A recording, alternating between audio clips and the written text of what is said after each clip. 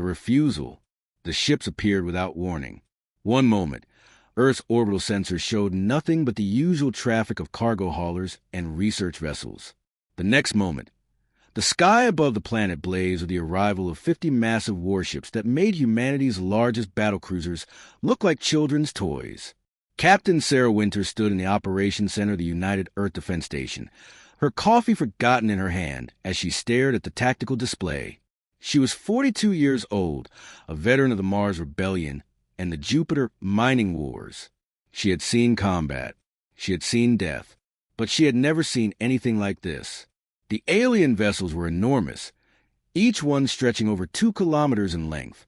Their hulls were made of some kind of crystalline metal that reflected light in impossible ways, creating patterns that hurt to look at directly. They moved through space with perfect precision, arranging themselves in a geometric formation that surrounded Earth's orbital space completely. "Get me the Council," Sarah said quietly. Her voice was steady, but her hands were shaking. "Get me the Council right now." 10 minutes later, she stood before a holographic projection of the United Earth Council. 23 representatives from every major nation and colony sat in their chambers, their faces grave as they listened to her report.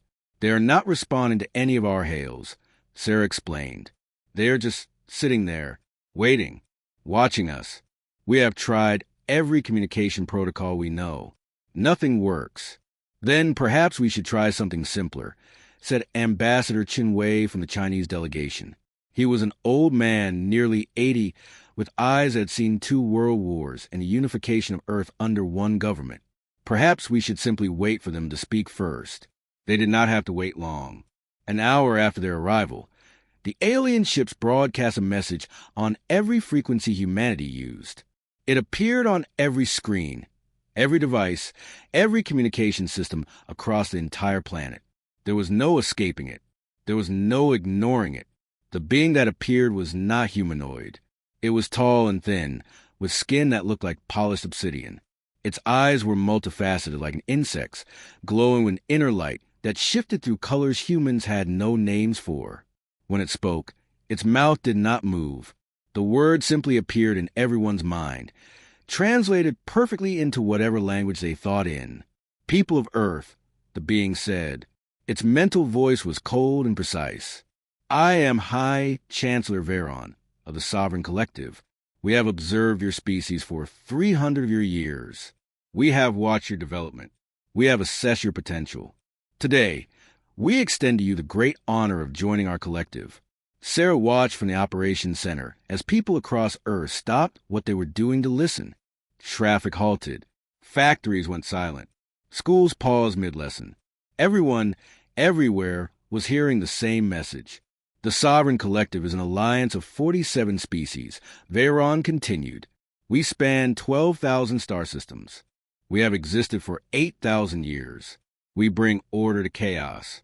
We bring peace to conflict. We bring civilization to primitives. And now we bring this gift to you." A document appeared in the air beside Veron. It scrolled slowly, showing page after page of terms and conditions. Sarah felt her stomach drop as she read them. Earth would become protectorate of the Sovereign Collective. This meant no independent government, no sovereignty, no right to make decisions without collective approval. Humanity would be allowed to keep its cultures and languages, but only if they did not conflict with collective standards. Any traditions deemed primitive or barbaric would be eliminated. Human expansion would be limited to the solar system. No travel beyond. No colonies on other stars. The galaxy belonged to the collective, and humanity would stay in its assigned place. All human military forces would be disbanded. The collective would provide protection. Humanity would not need weapons because the collective would decide what threats existed and how to deal with them. Human technology would be regulated. No research into certain fields. No development of advanced weapons. No artificial intelligence above basic automation. The collective would decide what humans were smart enough to create. And finally, humanity would contribute 20% of its total economic output to the collective. This was not negotiable. This was the price of protection, of peace, of civilization. "The terms are generous," Veron said. His mental voice carried a tone that suggested He expected gratitude. Every species we have integrated has thrived under our guidance. You will be given technology. You will be given knowledge. You will be given a place in the greatest civilization the galaxy has ever known. All we ask in return is your cooperation and your obedience. The message ended. The hologram of Veyron disappeared. The alien ships continued to orbit Earth in their perfect geometric formation, waiting for an answer. The United Earth Council met in emergency session. The debate lasted for 3 days. Some representatives argued for acceptance. The aliens were clearly more advanced. Their technology was beyond anything humanity possessed. Fighting them would be suicide. Perhaps submission was the only logical choice. Others argued for rejection. Earth had fought too hard for its freedom. Humanity had survived wars and plagues and disasters.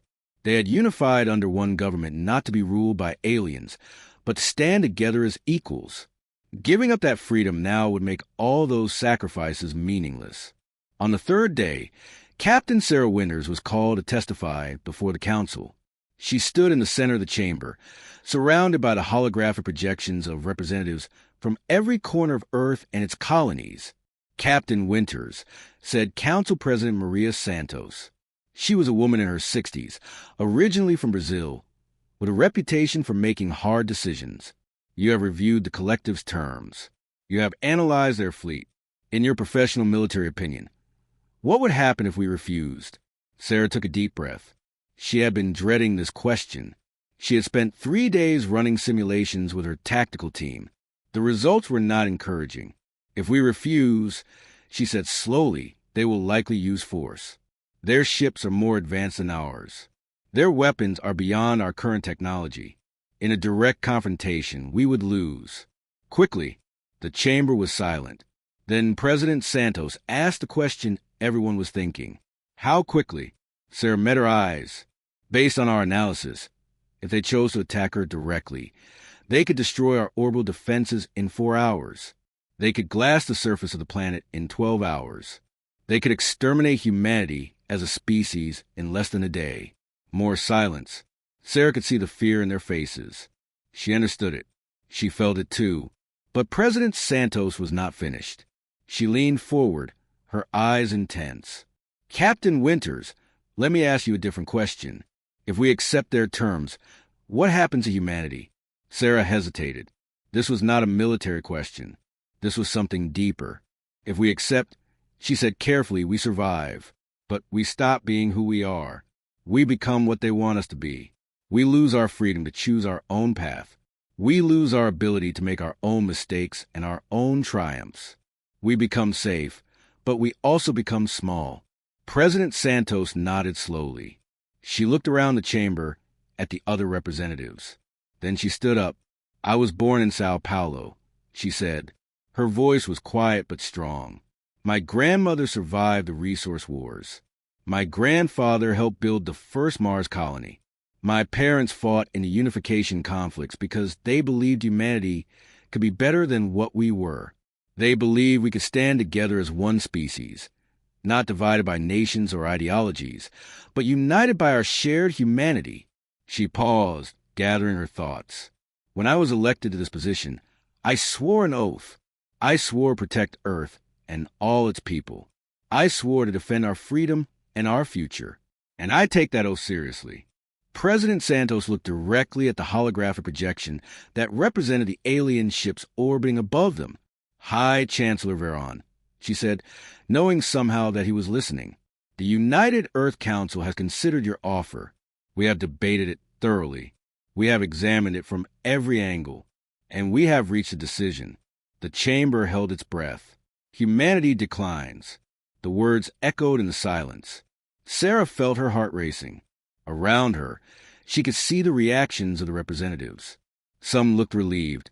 Some looked terrified. All of them understood what this meant. President Santos continued, her voice steady. We thank the Sovereign Collective for their offer. We recognize your power and your age. We acknowledge that you could destroy us if you chose to, but we cannot accept your terms. We cannot give up our freedom. We cannot surrender our right to choose our own destiny, even if that destiny leads to failure. She paused, then added, humanity has always been a species that chooses its own path. Sometimes that path has led us to greatness. Sometimes it has led us to disaster. But it has always been our choice. And we will not give up that choice, not for safety, not for technology, not for a place in your civilization. The response from the Sovereign Collective came 6 hours later. High Chancellor Veron appeared again on every screen across Earth. His mental voice was no longer cold and precise. It was something else. Something that might have been anger or might have been confusion. "You refuse," he said. The words were flat, disbelieving. No species has ever refused. The concept does not exist in 43 of our languages. You are primitives. You cannot survive alone. You will be destroyed by forces you cannot imagine. President Santos faced the hologram calmly. "Perhaps," she said, "but that is our choice to make." "Very well," Veron said. His mental voice had gone completely cold now. From this moment, Earth is declared a non-aligned primitive world. You have no rights under collective law, no protection, no trade, no contact with any civilized species. You wanted independence. Now you have it, complete and total isolation. He leaned forward, and for a moment, his alien face seemed almost human in its expression of contempt. When you are dying in the darkness, when your world is burning and your species is ending, remember this moment. Remember that we offered you salvation, and you refused. Remember that your extinction is your own fault. The transmission ended. The alien ships began to move. They broke their perfect formation and turned away from Earth.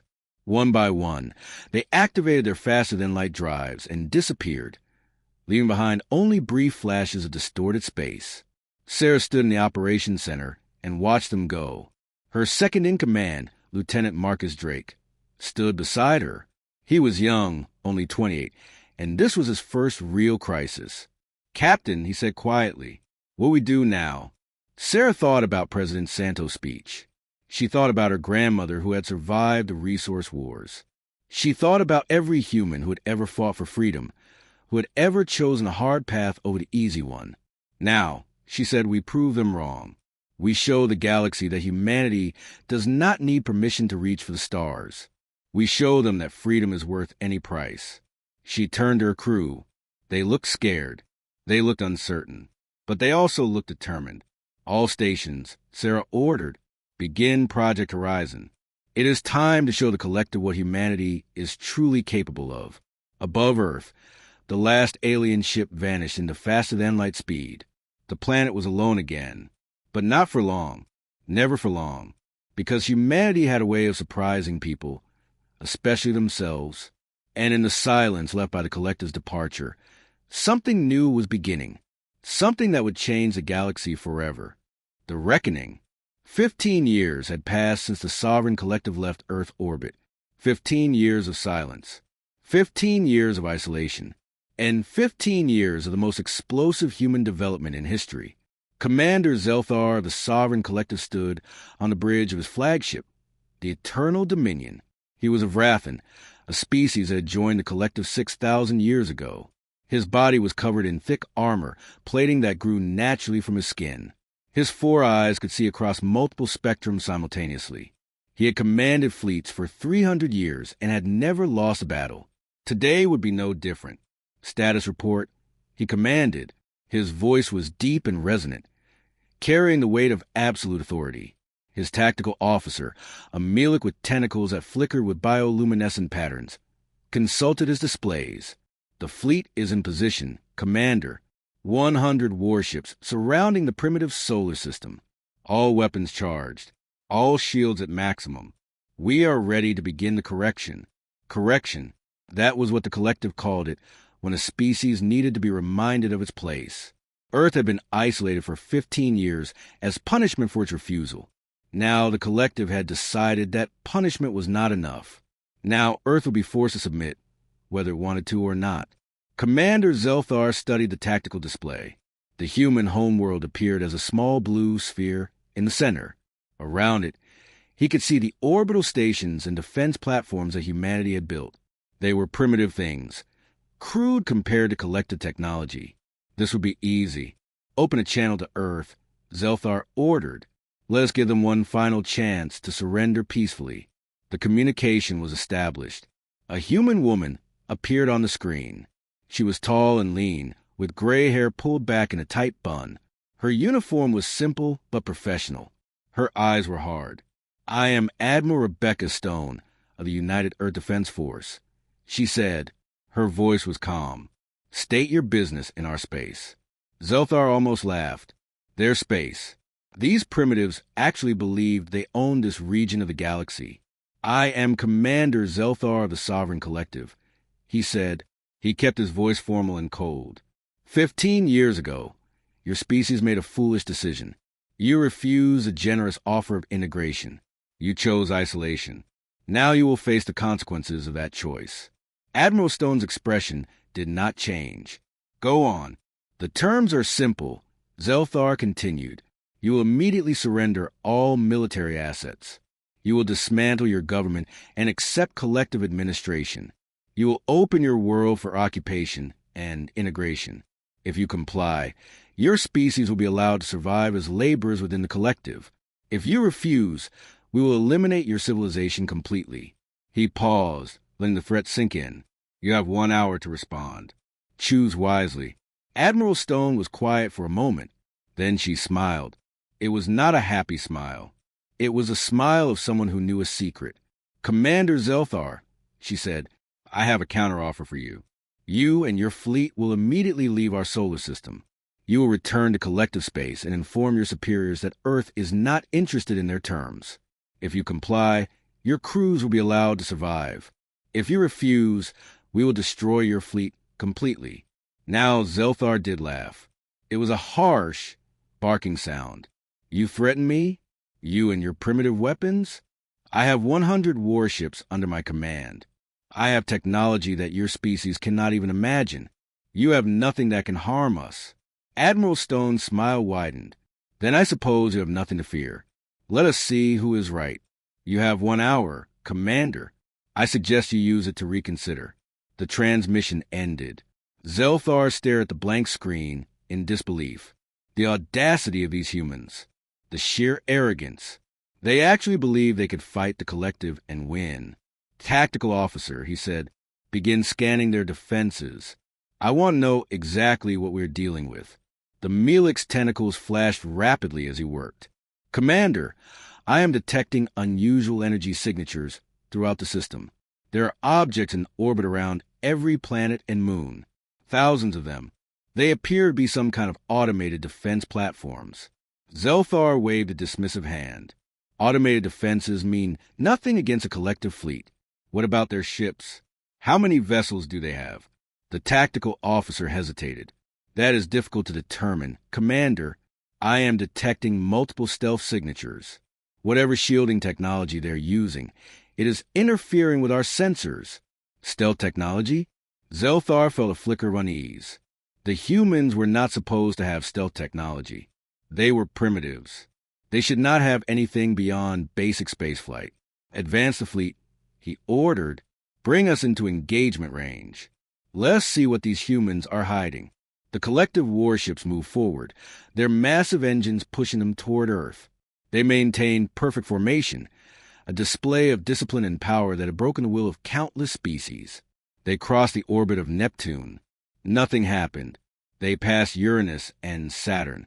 Still nothing. By the time they reached Jupiter, Zelthar was beginning to relax. Perhaps the Admiral had been bluffing. Perhaps humanity had nothing after all. Then the first mine detonated. It was a small explosion, barely registering on the fleet's sensors. But it was followed by another, and then hundreds more. The space around the fleet suddenly filled with explosions as hidden mines activated and detonated in carefully calculated patterns. "Evasive action," Zelthar shouted. "Shields to maximum.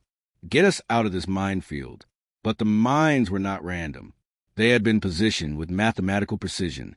They herded the fleet, forcing the ships into tighter formations, pushing them into predictable patterns. And that was when the real attack began. The human ships appeared all at once. They dropped their stealth field simultaneously, revealing themselves in a coordinated ambush that surrounded the collective fleet completely.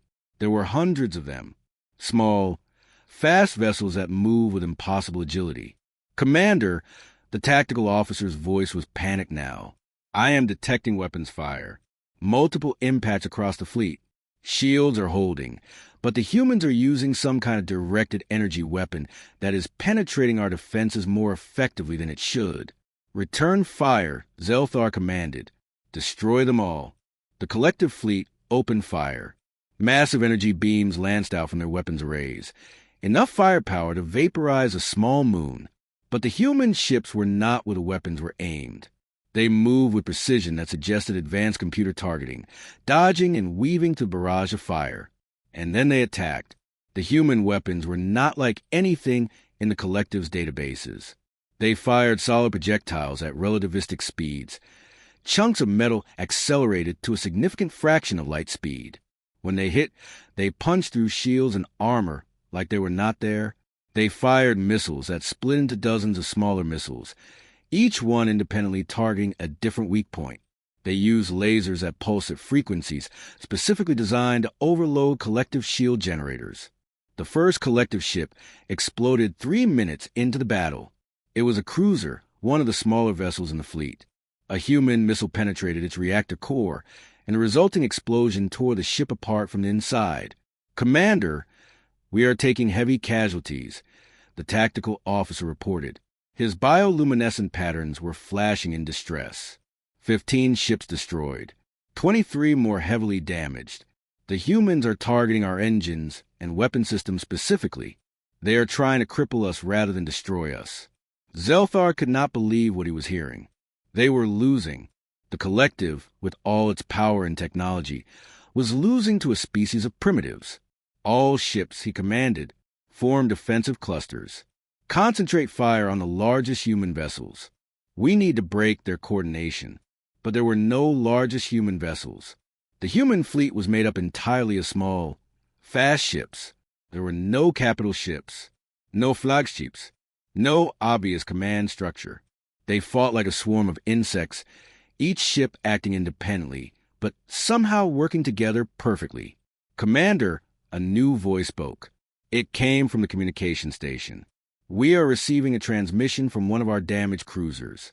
They report that human soldiers are boarding them." "Boarding?" Zelthar felt ice form in his veins. "No one boarded collective ships. No one. Put me through to that cruiser," he ordered. The screen flickered, showing the interior of a collective warship. It was chaos.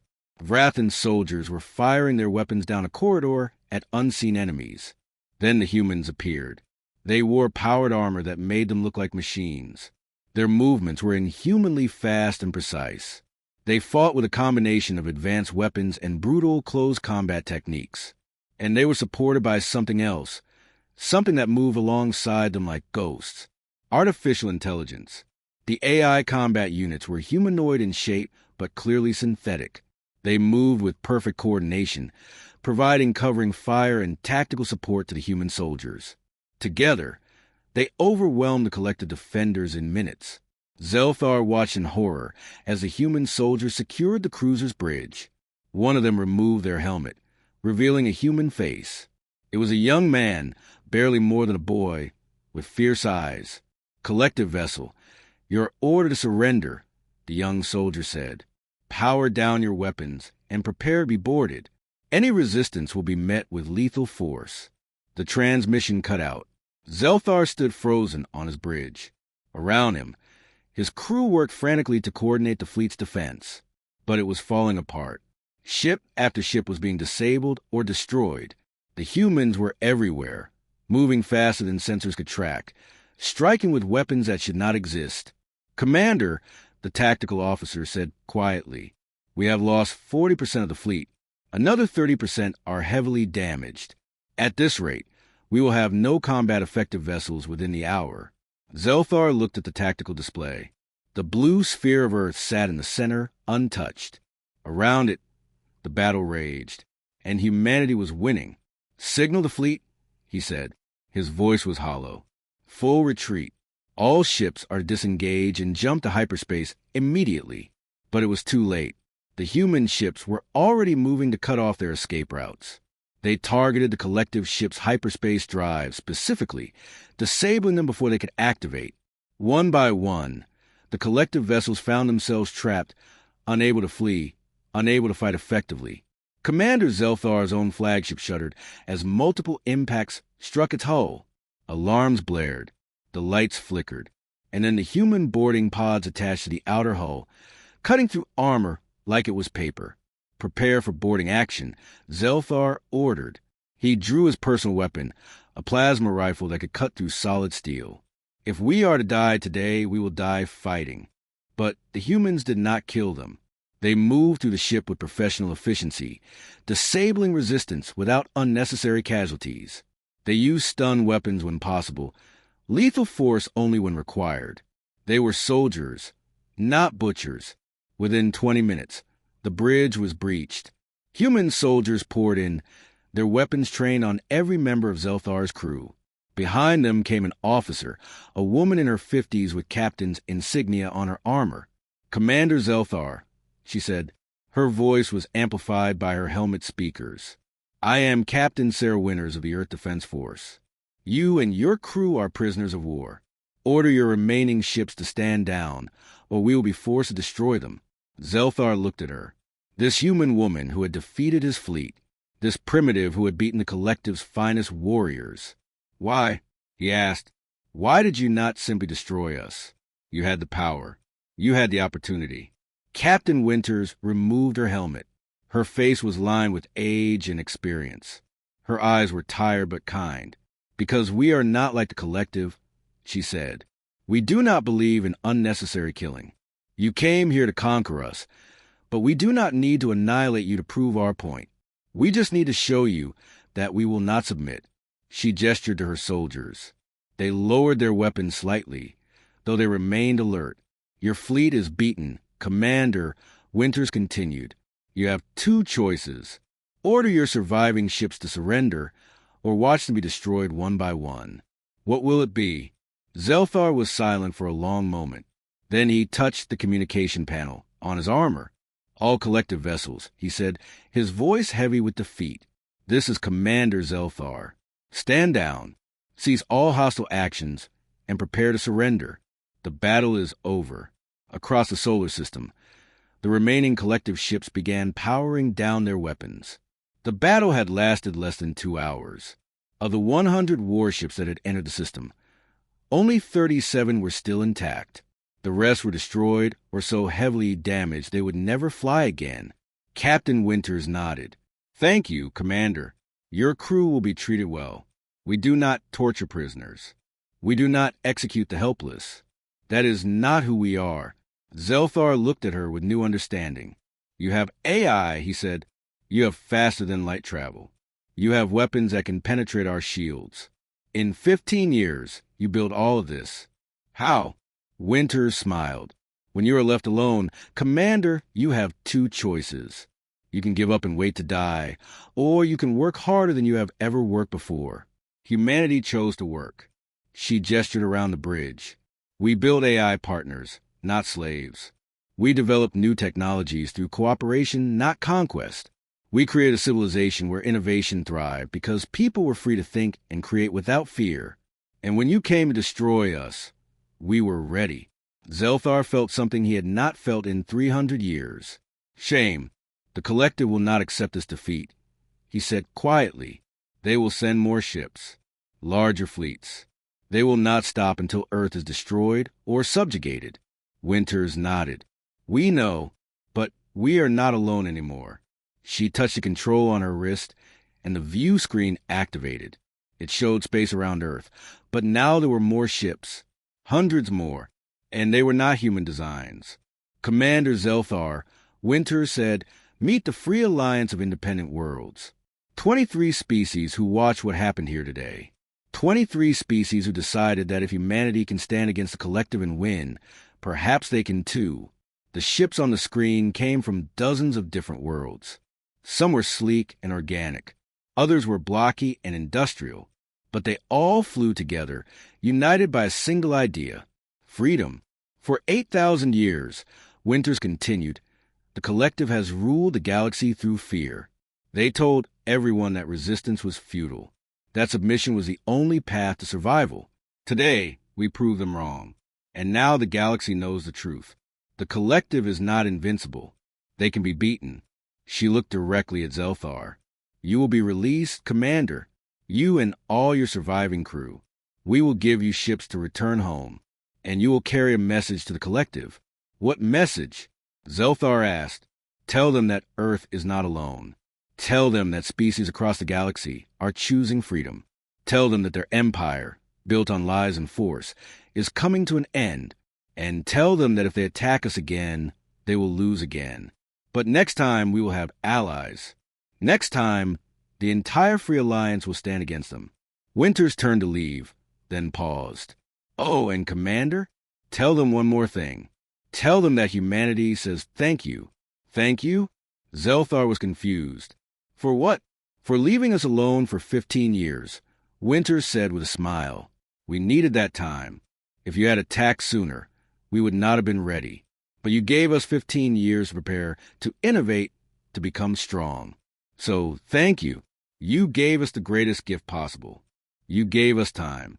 She left the bridge, her soldiers following.